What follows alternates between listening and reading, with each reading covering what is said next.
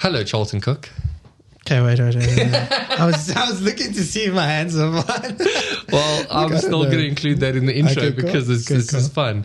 So, welcome to the Canton Parker podcast. Who on earth names a podcast after themselves? I mean, that's just, it's weird. But I guess I do that because whatever, you know. I mean, it's cool. Don't at me in if the I comments. Had such a name, I would also. Thank Canton you. Parker. Thank you. It rolls sounds like a tuna flavor or salmon. I don't know, whatever. But yeah, welcome. Thanks for taking the time to join me. This is new. All the gear and the idea, and that rhymed. The gear and idea, whatever. It doesn't matter. But yeah, dude, this is new for me. It's new for you. It's new for everyone that is joining and that's going to be a guest. I have no expectation for this to be perfect. I was telling you off camera, like I have no expectation for this to be perfectly curated and it's got, the balls and whistles. There'll be like a few things just because I enjoy making things look good. But man, this is real, raw, it's genuine, it's authentic, it's transparent, it's going to be vulnerable. And I guess, just from me, thanks for, first of all, being a friend. And thank you for being a rock star that you are in however many years that we've known each other. Yeah. But yeah, man, thanks for taking the time. Thank you. Thank you for having me. I mean, you say it's not, you don't want it to be perfect, but I mean. But I mean, come on. But yeah, dude, I think to jump in, we've known each other for how long now? Like, sure. I'm gonna say 2017, because that's around the time. 2016 towards the end, because I matriculated 2016. Yeah. And then towards the end, I started coming to church. Yes, because we met at church. Yeah. So that would have been early 2017, because I do remember, I think it was like February 2017, I started like serving and I got baptized. So at that time, a little bit before that, So we're like 20. So it's 2017, about like 7-8ish years. Which is a fairly long time. It's not like I haven't known you for 85 years. Yeah, I know. But I think we do have depth and weight and substance to our friendship. And to give everyone a lot of stories. And a lot of stories. Yeah, I've got a few in my head already. But literally the whole of season 1 is titled Friends and Family, a collection of stories. And I couldn't think of anyone else than having one of my best friends in the room to chat about life. Yeah, we've both been each other's groomsmen / best man at each other's weddings. Yeah, that's true. I'm like trying to think of so many stories, but like we've also gone through a rough patch / hectic timeline recently-ish in our friendship that wasn't even really our doing, but we were recipients and kind of collateral damage in the process of everything, which we can get into depth and context where it permits, and if you're comfortable with it. But I remember, and I'm just gonna straight off the bat. Do you remember we were driving the once on SWAT copies, and we were having what we always used to call our carpool sermons, where we used to just drive and talk about everything, like from life to relationships to mindset to healthy, whatever. We spoke literally about every single thing. Everything, bro. Yeah. And here we are driving, and it was like in the middle of the day or something. And I don't know how or what, but we heard a buzz. Oh, yeah. We heard a buzz, and we were like, yo, what's that? Bruh, there's a wasp in the car. Flying around, dude. I think I couldn't have pulled that handbrake up any quicker. Pulled over the side of the road. Yeah. We both jumped out, opened the car. Everything. I was ready to leave the car. I was ready to burn the car. Run. I don't know, but a wasp literally coming flying through. No, I'll deal with a spider to a degree. I'll deal with a bee. No, but wasps have always been your thing. Like you can't. No wasps, bruh. No. So that for me was one of the most memorable stories we ever had, and like moments and memories. When you said, do you remember driving? I was like, is this the wasp story? I was trying to think, is that because we have a lot of driving stories. Yeah, but I remember that. But the wasp story, no. I think I should have just burnt the car down and claimed insurance, because I will not deal with the wasp ever. No, that's true, bro. But that for me was one of our, I think, prime memories and moments because Sure. it was funny. And Yeah. when I look back, I still I remember where we were. Like we got in and we were like, Yeah. it was like, what are we going to do? What are we going to do? Moment, you know? Dude, exactly. Trauma bonding moments. But I think when I think of that and like just again within your context, like what has been the fondest memory or story with you and I? And it can be anything. Yeah. I'm gonna mention a few, but one of the things that definitely like I remember is when I started volunteering at youth. Like you were at youth as well, and after youth you'd always drop me off. And dude, I used to talk a lot. I think I still talk a lot now. To give everyone context, we had a phone call yesterday that lasted how long? It was like an hour and 15, but it didn't feel like it. No. And when I think about it, I'm like, what did we talk about? So we went to youth and while serving at youth, and every single time you'd like drop me off, like a lot of the time actually, and we'd either get McDonald's and come back. But every single time we'd chat about something and I would just be like, I got this problem, I got that problem. And then by the time we got to my house, like the story wasn't even done. And then you're like, okay, cool, I'll drive around.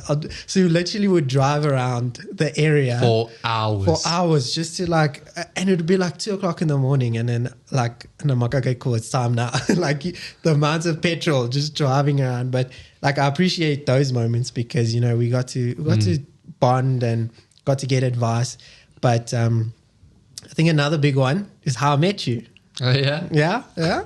Do you indulge us? Yeah, I was asking, do you even remember? Yeah, but vaguely remember. Dude, I remember it because I feel like it's you know, it's one of those things where I was chatting to my wife this week. I said, that I know that person, but they probably won't remember how I met them because it wasn't as significant for them as it was for me. So she was like, okay, cool. So how it was, not that I'm saying it wasn't significant. Like, thanks for the... disclaimer. Thanks for that plug. No, come on. And then, so this was early in me deciding to wanting to go to church with my girlfriend then, now wife. So I came to church and I don't know, I saw people, but you know, like you don't really engage with people. And I met one of our friends, Nitesh. You can name drop. Yeah, name drop. Yeah. Nitesh, if you're watching this, send us a message. Yeah, we love you. And I started serving. I gave my life to Jesus. I started serving and everything. And then it was right about the time where the team were having a get together, like a volunteer, like end of season type of thing, like a braai, whatever. And I joined when it was like that time, so I didn't know anyone. So I was like, okay, cool, I'm gonna go for that. And we played soccer, we played footsie there. It was fun meeting everyone. And then Nitesh goes, oh, what are you doing later? So I'm like, I don't know, I'm gonna go home. He's like, come to me to this guy's house. We're gonna chill. His name is Canton. You probably we played soccer with him. And I was like, no, dude, like, are you gonna ask him? Is he gonna say yes? Ask him first, call him. Like I'm very much like if we're going somewhere, I'm gonna ask you. Don't impose. Yeah, and who's gonna be there? Do they know I'm gonna be there? So like he said, no, this guy's chill, don't worry, you must come. So I'm like, okay, cool. So we drive here, we get this apartment. Apartment? Yeah, this one. And like I come through, it was chilled.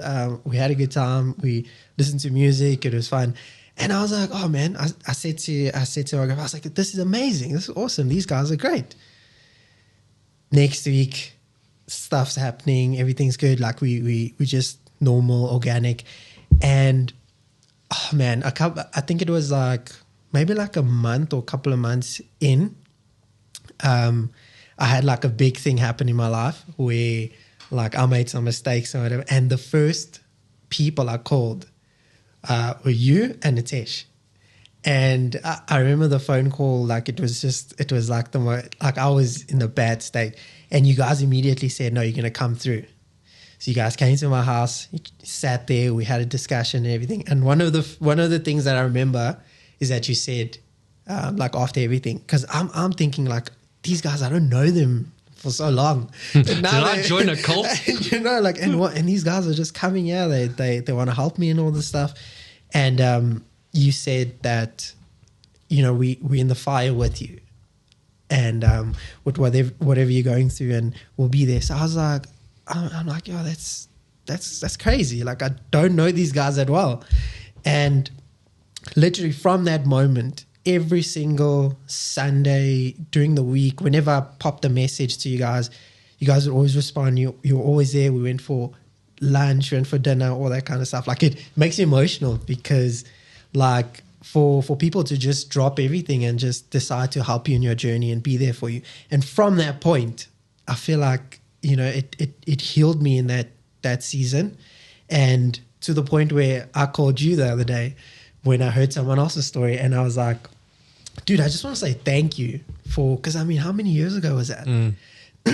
Sorry. And I literally was like, thank you for sticking with me in that moment, you know, because I mean, everyone knows when you sort of want to start something new, especially if it's like, you know, maybe joining church or something, maybe your old friends they don't want to join you in that. They're like, no, you do that. You do that. You do your thing. Yeah, you go. We'll see. And I had a lot of good friends that still stayed, but to that point where friends that were like actively trying to like help me be better, and I feel like that just changed my life. Yeah, that's how.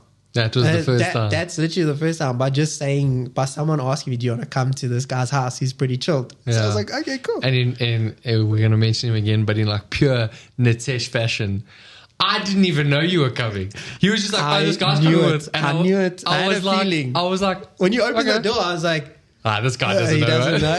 He doesn't know. I'm gonna.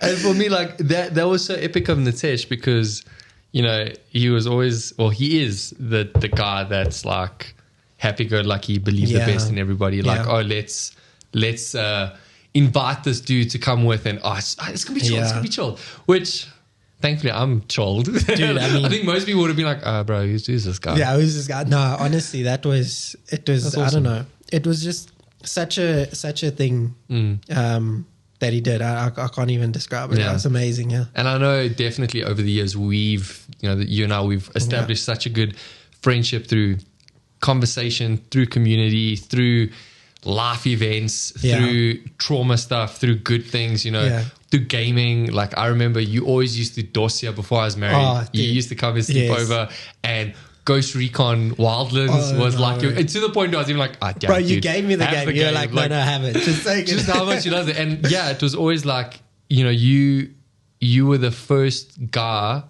or first mate that came in, like, slept in my apartments, and it's like, like if I needed anything, this was the dude. And like vice versa, like if you needed anything, you knew I was in your corner.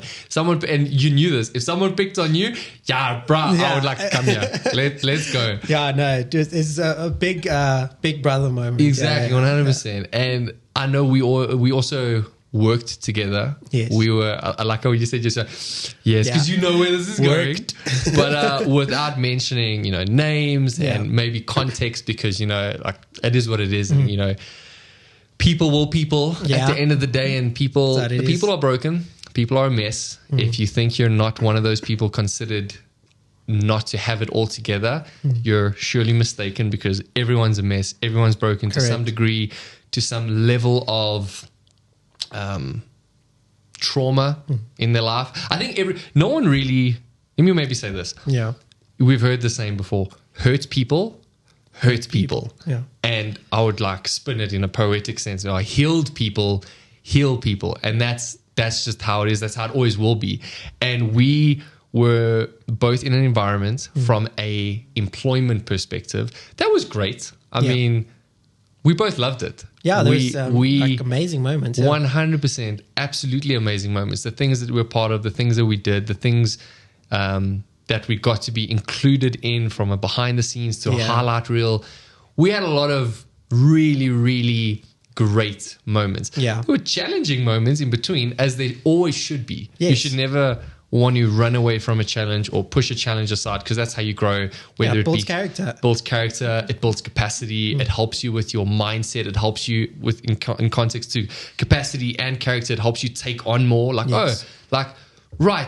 let me fix my attitude, let me fix my mindset, let me change the way I think on this situation, let me work extra hard, and it builds this thing in you that makes you such a valuable asset wherever you are. And we've seen that now where we currently are in life, but there was a little bit of a moment when we were working together that I think we always used to chat behind the scenes, like, what's happening over here? Like, this doesn't make sense. And we always just be like, nah, maybe we're looking at it wrong. Maybe we look, let's kind of tilt our head a little bit. Let's look around the corner. Like, maybe we're in the wrong here. Like, it's always a self-assessment of maybe it's us.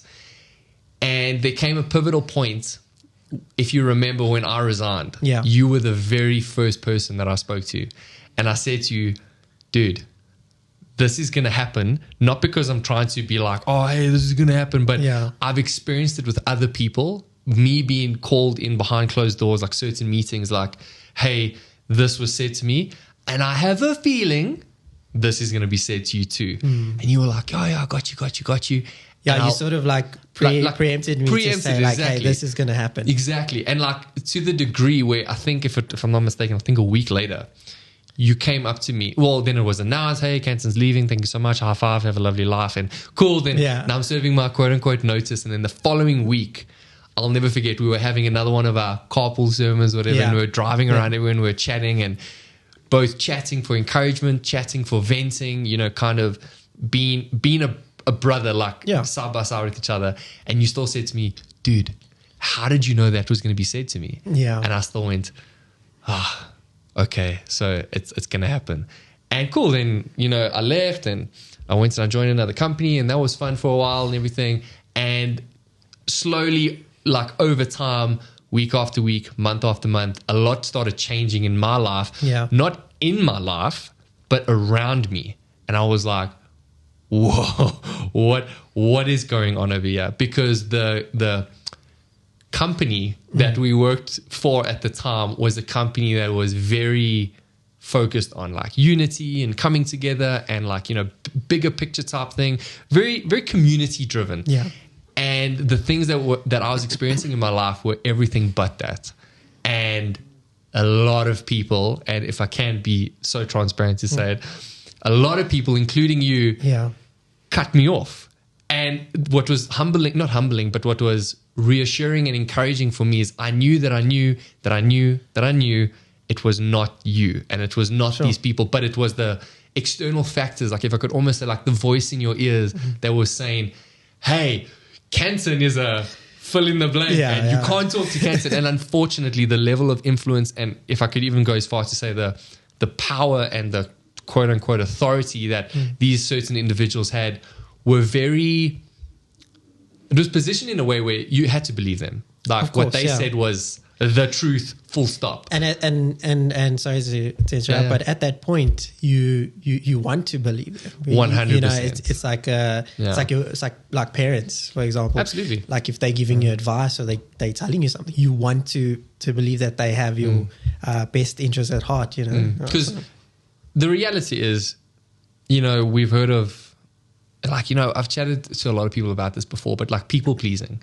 And, some people say like, oh, I'm not a people pleaser. I'll tell them exactly. And sure. Fantastic. But I can guarantee you, if your favorite person walks in that room, you're going to be very gullible. Come on. Hello. Hey. And like, that's cute. Yeah. To some degree, I think every individual with a beating heart has some element of people pleasing, because you do want to impress the people that you look up to. You do want to, like, you're inspired by certain individuals and you want to kind of follow along with them. And in the context of what we were in, it was important for us to, it sounds weird the way I say it now, but it was important for us to always be in a positive light. It's like, hey, this person's good. And you didn't want to be looked at as the rebellious one or the one that was causing the drama. Like, you always want to fit in. Although we both know behind closed doors, it was like, hey guys, what's happening here? Yeah. Which, in and of itself, it's a whole other thing. But over time, like maybe over like the course of like a year or two, there was a lot that happened in our life, in our friendship, in my life, in your life, that eventually it got to the point where I think everyone knew when like Canton was public enemy number one. Yeah. He was the dude. It's because of him and this and this. I mean, to even quote, and like our other good friend of ours, Neo, who will also feature on the Cancer Parker podcast. Shout out to Neo. Shout out to Neo. We love you, Neo. But he was told like straight up, like, oh, you have a Canton spirit on you. Mm-hmm. And when he confided in me and he told me about that, I was like, hey, I've been promoted to a Canton spirit. I need to update my LinkedIn profile. But I get why that was said, because Neo is also a very good friend of ours, and you know the good old fashioned saying, you know, if birds of a feather flock together, you know, you are who you hang out with. And there was elements of you and me and, you know, Neo and many other friends of ours where we were very, very similar. So if, you know, you spoke a certain way, I spoke a certain way. If I did certain things, you did those, because we were friends. We were this tight-knit circle, and even to the point where the staff that we had at this company, we were very, very close. So we were very involved in each other's lives. Now, I mean, we work together every single day. Every single day. And also like in terms of like you being older than us, you know, especially like, and obviously being, you know, the guy, you know, the guy. So for us, it was so easy to you know, like learn from you and to and I mean we were young. It was probably like my first official job, I would say. Yeah, like I think your first proper job. Like, okay, like you had jobs, but that was like, I mean, let me like, it was like like here and there, here and there. So that was like proper first job. So like learning a lot and also trying to do everything. so emphasis on everything. Yeah. So that's why it was very easy for us to have that, because I mean we're spending time like think about the amount of hours you spend with people at work, and then your friends on top of that. So it's like I see you Monday to Friday, and I'm going to see you like on a Sunday, on a Saturday. It's like, so it's easy for us friends to be, because there's always similar. That proximity. Exactly. Yeah. And then slowly over time, after, you know, I left and things started unfolding. And I'll never forget, there were many people, you included, but there were many people I spoke to where I said, hey, like, this isn't the full picture. And I think you know that. But obviously, you know, you do, again, you want to be found in that positive light. And it's totally understandable. I mean, in the context to the individuals, they wanted to ensure that everyone was on the same page, which is a good thing. Yeah. They wanted to ensure that everyone was moving in the same direction, which is a good thing. However, the methodology in that approach was everything but was anything but good.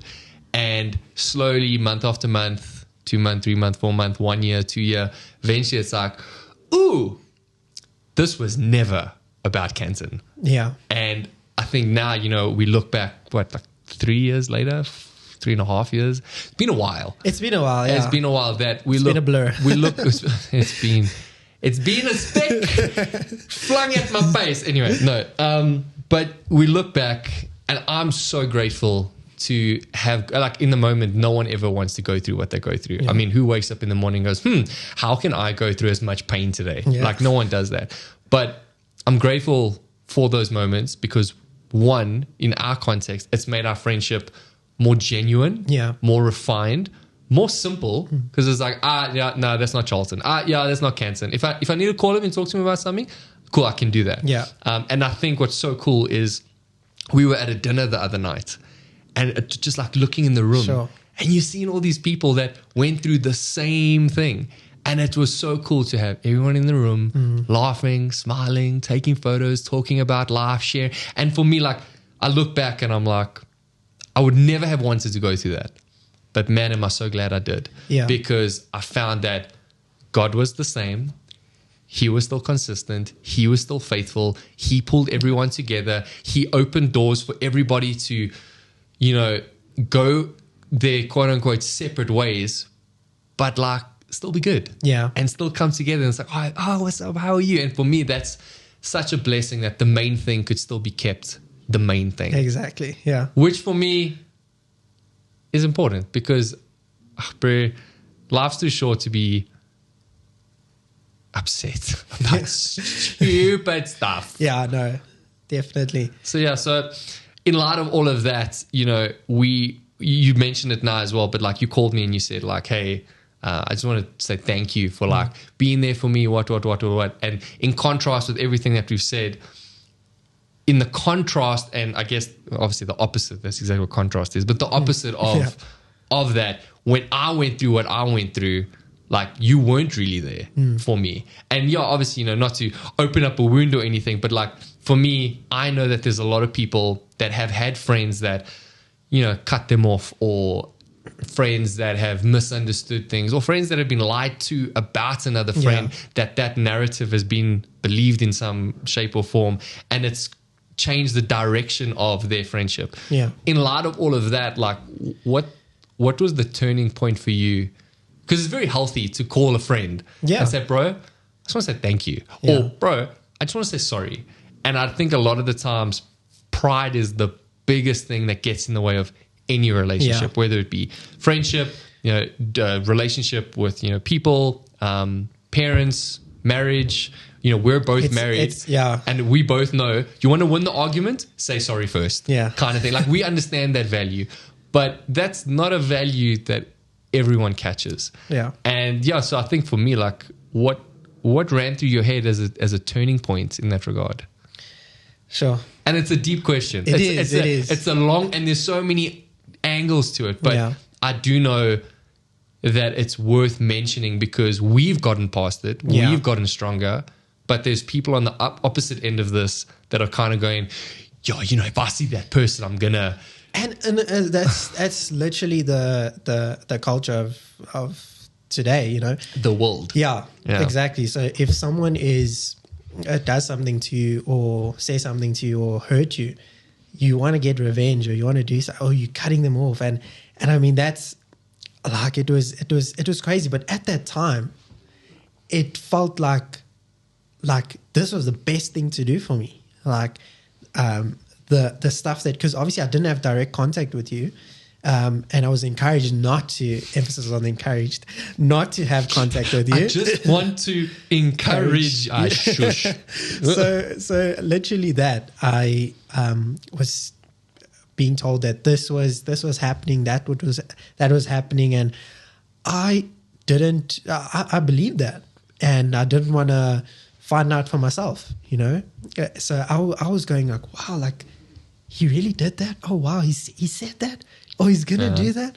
It's like one side of the story. Yes, but that's the only story, which is not true. And like for a lot of us, you go, if you trust someone, you want to believe them, and something happened with us where we had like a little thing before that, like maybe a week into that, where it was like that thing where I invited you somewhere but you couldn't make it, So I was already like, oh man, this guy he didn't want to come to this thing, and then that was used as like a manipulation tool. Like, can you see he's already starting to do this kind of stuff? And I was like, yes, he is.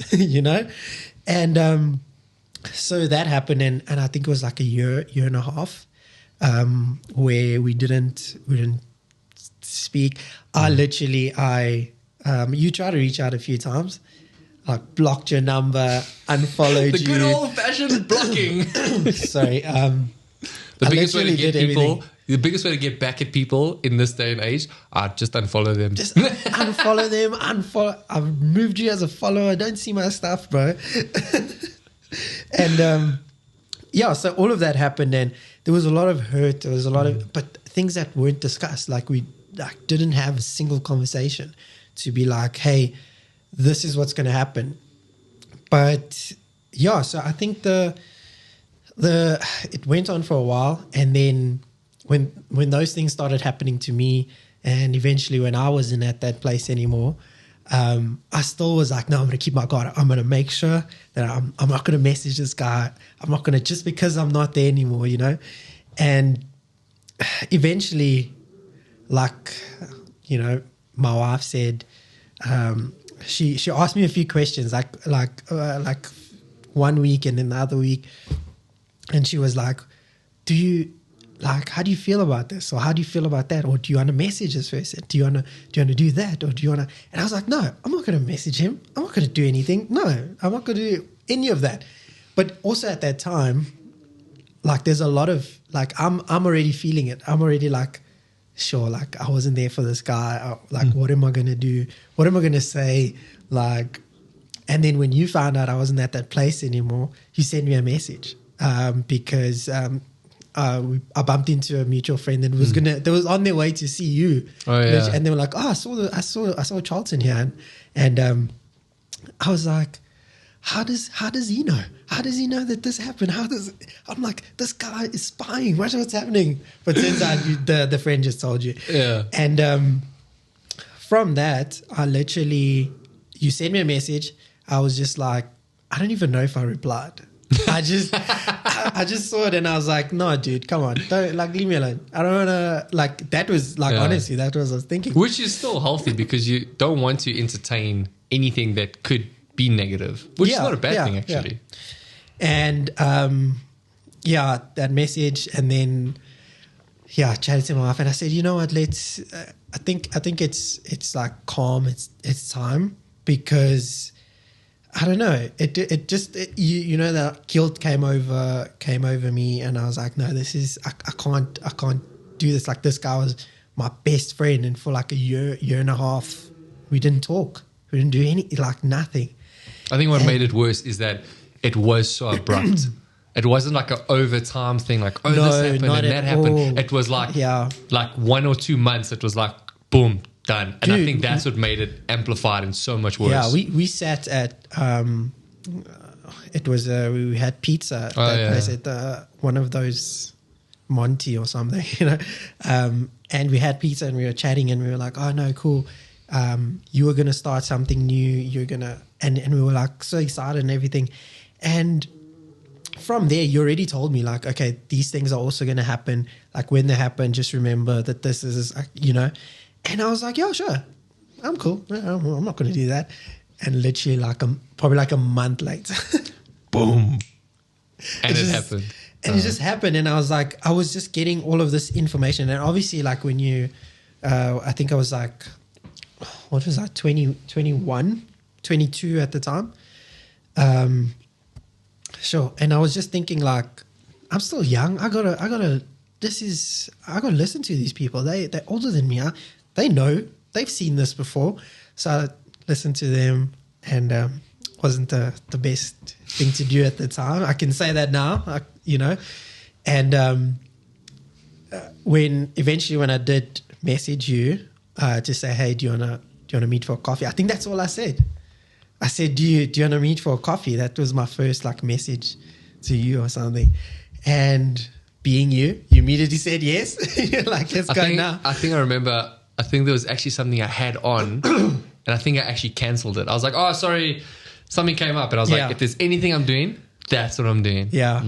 Oh, yeah, you said that. Yeah. And it was crazy. We met, I think it was the same day, because we were planning to be like, oh, when you're free, like in 2 days or something. And we met, had a coffee. It was like, my eyes are stinging, bro.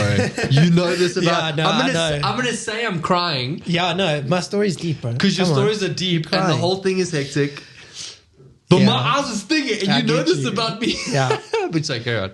And the first interaction, you know, we hugged. It was amazing. Like, I was nervous because it's basically the person that you had all these, like, information about, and like, this is all the things, and this is how the perception you have of them.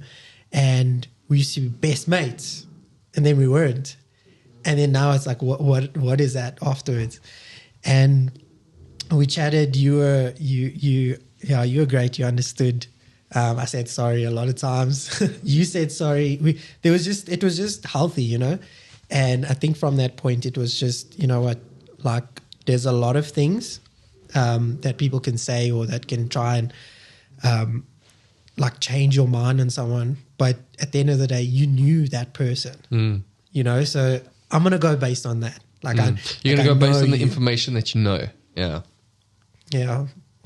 It was tough. Right? It was tough. And literally, like, like you said, the contrast from my story of like picked up the phone, needed you guys are there. You were going through that for like the first month or so. I was there and then I wasn't, you know? So it was like, and actually a lot of our friends couldn't be there for you. And during that time, obviously you had to, made some new friends. You went through things that you had to go through on your own, obviously with your wife, you know. And now that when I look back, like, and I go, oh, like, because obviously we were very, very close. Like, I would probably see you a lot of like sleep over at your place, you know. We'd always be together, go and shoot together, do all of that stuff. And obviously now we're older, we're married. Yeah, so it's like there's a lot good of time, old marriage, you know. So we don't, like, obviously we all have our like responsibilities and all that stuff. So we don't like hang out as much as we used to, but we can't because like I can't just come and be like, hey bro, can I sleep over? My wife's gonna be like, excuse me, yeah, and your wife's gonna be like, excuse me, hey, what's exactly happening? So obviously that happens, but when I look back, I'm just grateful for those friends that were there for you when like me and other friends couldn't be there, you know, which that I'm grateful to God that he still had some people in your corner there when we couldn't. And now it's like, what, 2 years later, now we can be, you know, so now it's like just extra, which is, I think it's beautiful. So it's, I love that because there's moments that I wish it was different than in the moment. But looking back at it now, I wouldn't have changed anything because now the friendships are deeper. Now the friendships are wider. Now the friendship is weightier. And I can throw all the words around that emphasize like it's richer now. And the new friendship that were caused then, and well, not caused then, but came out then, like those are also deep and wide and rich. Yes. And that's amazing. And what was so cool is that I wouldn't have changed it because then, and it's so cliche to say, but I wouldn't have changed it then if I knew this is where I'd be now. Yes. Because in the moment you want to change it because you want it better, but fast forward into the future, if you had a glimpse of what it would look like and be like, would you still then want to change it? And for me, a lot of the times, no. Yeah. But, you know, it is what it is. And, you know, I look back at the individuals that caused the whole thing, that wrote the narrative of the whole thing, that set the tone for the whole thing. Like, I can't help but just like look back and go, like, are you okay? Like, because hatred doesn't start abruptly. It's always caused by something. Yeah. You know, if you had to stand on a little, well, let's actually put it this way. If you had to put a little tiny stone in your shoe and walk the whole day, I can almost guarantee you in the beginning it would, it would like annoy you a little bit here and there. But over time, you'd kind of forget it, but it would aggravate you to the degree where you would now lash out or be a certain way to the people around you. And you wouldn't even be conscious of it because it's reactive.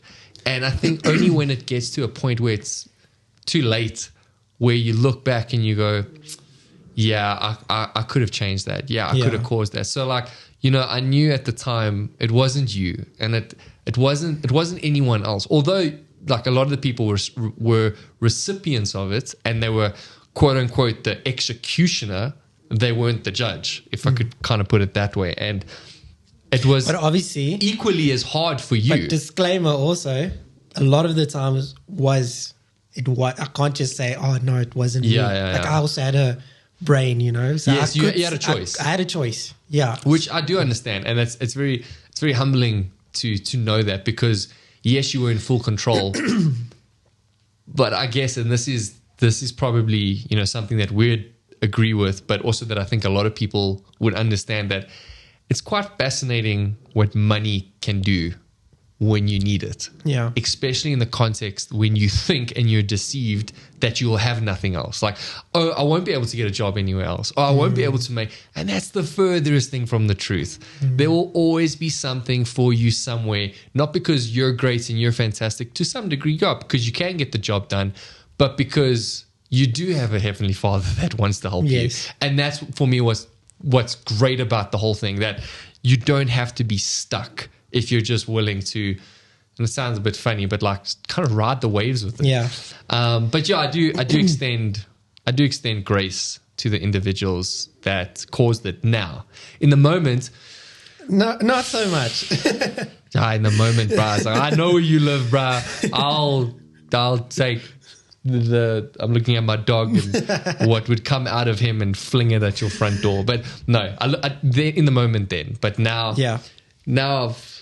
I'm grateful to have a bit of a changed heart. And just to just bounce off of that, a lot of the decisions that we make, especially like I remember how I was in that moment, like newly married guy, like I got a family, you know, I got to worry about that stuff, you know, and I'm like what if the decisions I make here, if I'm going to choose to do that, like what if, like, you know, not having a job, not having an income, or not having friends, you know, you all of those things play in your mind because I have a responsibility, you know.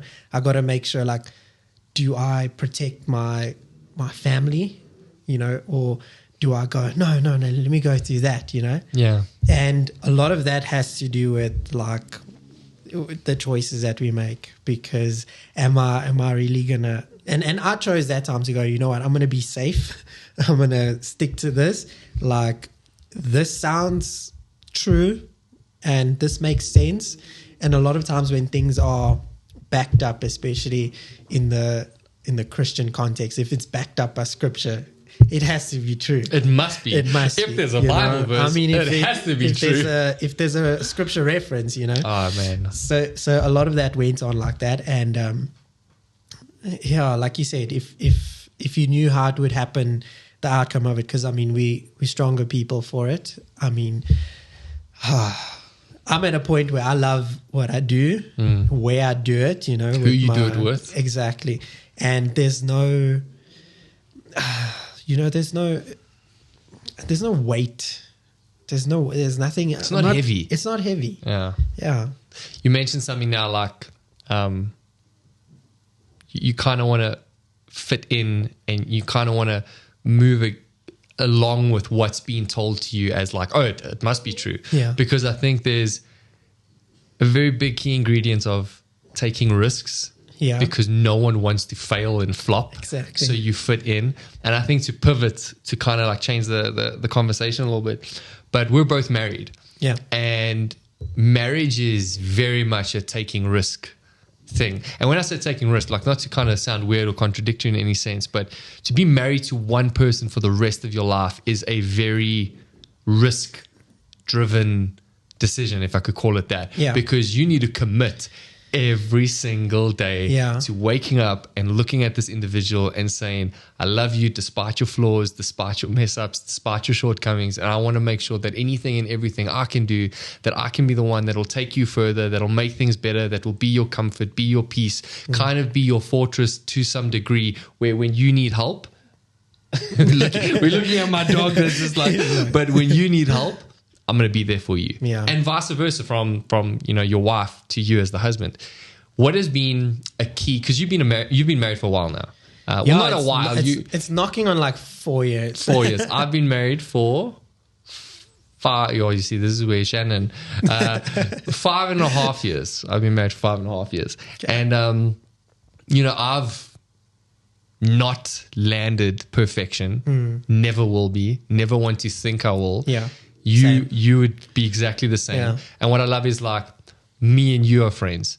Ashton and Shannon are friends. The 4 of us are friends. Yeah. You know, whether it's you and I, Shannon and Ashton, the 4 of us together, we're all friends. And you and your wife, you guys are friends. Me and my wife, we are friends. And I feel like every great marriage is built on friendship, because why would you want to tolerate an individual every day of your life if it's not built on friendship? Yeah. But in your context to being married and being married and in marriage, my English is very nice.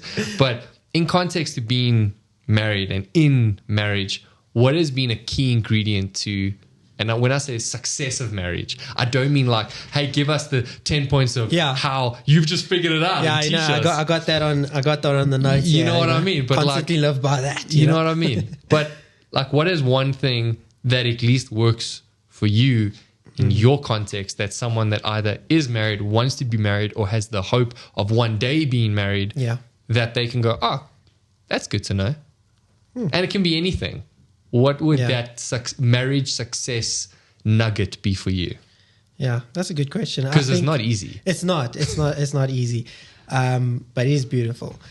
So I think the main thing is, especially for me as a person, I do think that what works for me is I have to constantly make sure that I'm gonna try every day.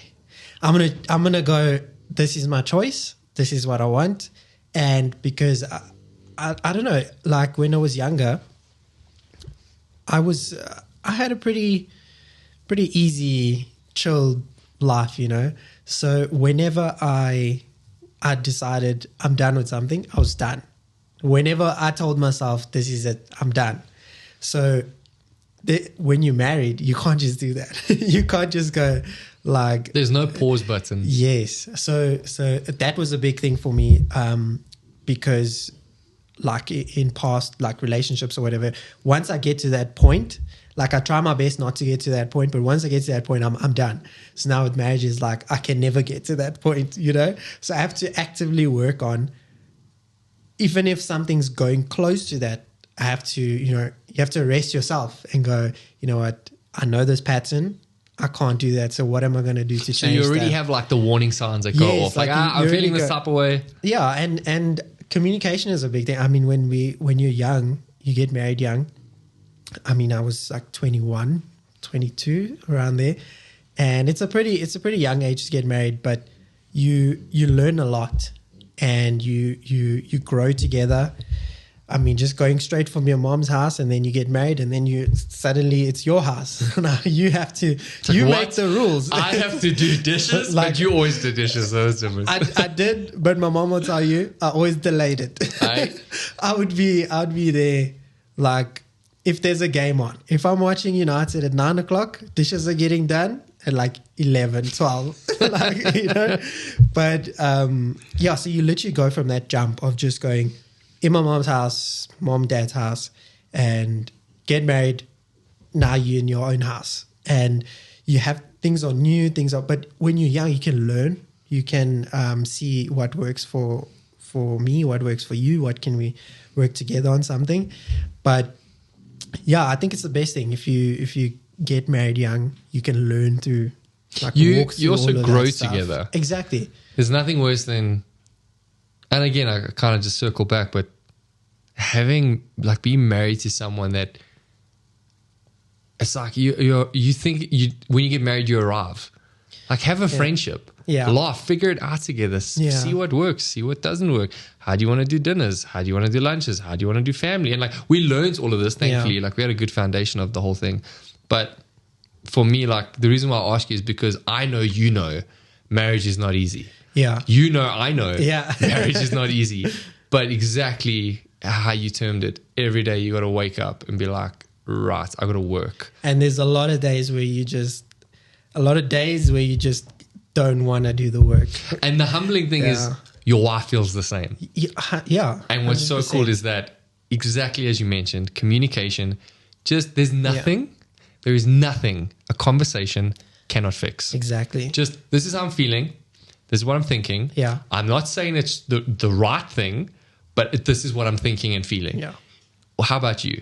And, I didn't know that. Oh, okay, cool. Now all of a sudden that vulnerability, that transparency fused together causes trust. Yeah. That trust causes what? Oh, let's one more day, one more week, one more month. Can you believe it? We're celebrating 40 years this. That for me is, because you will disagree with each other. But I think the beautiful thing, and we would know this so perfectly in the years, in all the different contexts we've had, unity is not agreement. If you have A and I have B and we're looking at differently and we come together to say, cool, we're going to make it work, that is called unity. Yes. But if you're thinking A and I'm thinking A, that's not unity, that's agreement. Like we're just on the same page. Great. But if you're going in context of marriage, it's like, hey, should we save for the house, or should we go out on holiday? Well, okay, you want to go on holiday that's going to last all of 10 days and we're going to spend 40,000 Rand. Or, hey, you know that 40,000 Rand? How about we take pockets of rest? And this is now, let's say the husband's coming up with this idea. We take pockets of rest and we take the time to be intentional about coming together, and we take that 40,000 Rand we would have used on holiday and we put it on a house or whatever. Both are okay. Both are justified, but they're very different. Yeah. But in order for, let's say, the wife to say, you know what, cool, let's put on the house, or the husband to say, you know what, we actually haven't gone on a holiday for 10 years. Cool, let's do that. One has to, and I guess you could say compromise, but the beautiful thing is, call it whatever you want to call it. When you come together to make it work, the differences in unity, I think that's a beautiful thing that I've actually seen in your marriage, in both conversation, and that I know you've seen in my marriage where it's like it's very different, but hey, it's unified. And I think that for me, I would want to see culture in general take a whole lot more seriously because you can be different. Yeah. There's nothing wrong with that. But why do you have to be divided? Yes. And that's in marriage, in work, in people, in, dare I even say beliefs, in whatever. Doesn't mean I can't sit opposite you from a table, have a cup of coffee, have a meal together, share some stories, share some laughs, and learn. And be the type of person that's sitting on the opposite end and going, I don't have all the answers, nor do I want to have the answers. But man, oh man, do I want to learn so that I can, one, be inspired or challenged, or both. And I think the beautiful thing is if people can find themselves in that playing field, I think the game is quite worthwhile. Exactly. It would build a lot of meaningful relationships. Exactly. And I mean, look at work. You work with different types of people who believe different things, who do certain things that are different from what you do. Yeah. And just making that work. Like, for example, I'm not going to not talk to someone because they're a certain way, you know? Yeah. We got to have some middle ground, work on things, have fun together, and then that's it. That's you know? And it's great to have that sense of like, no, let's work on the unity. Let's work. Because, for example, I'm also going to write all that stuff down. You just, that's some good advice. But it's good to have that agreement and unity because, I mean, you got to agree on things and you got to just come like, oh, we don't agree on this, but let's find the middle ground. Let's find that unity that we can work together. And friendship, you said friendship like as a good foundation because, I mean, you want to have a good friendship with your wife or your partner, you know. And we were friends first. I'm glad. I love that. I'm glad. But dude, thank you so much for joining the Canton Parker podcast. It sounds weird saying it coming from me, but I appreciate you as a friend. Love you as a friend. Thank you for being a brother and out of the fire. Yeah. And I'm excited for the future, bro. Thank you, bro. I appreciate it. Thank you for having me. I love you. I appreciate you. And don't make me cry. No. You don't cry, bro. Come on. I don't cry. But thanks, bro. Appreciate you. Thank you.